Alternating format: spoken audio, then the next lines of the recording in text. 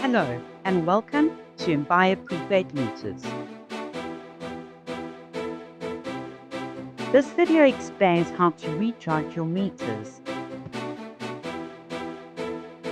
You will notice that you have only received one keypad.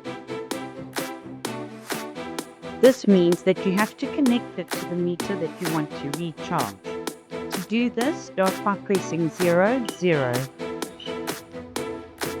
Now you need to pair your meter. To do that, have a look at the card that we've provided.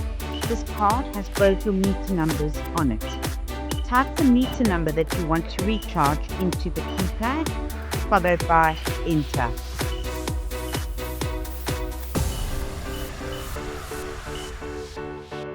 Now you need to enter your token number.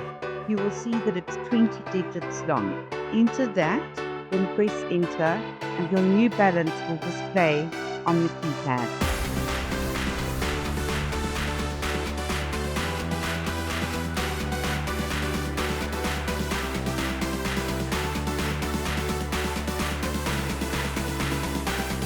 This is the balance of the units that you have bought.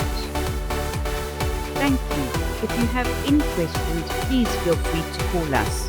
Goodbye.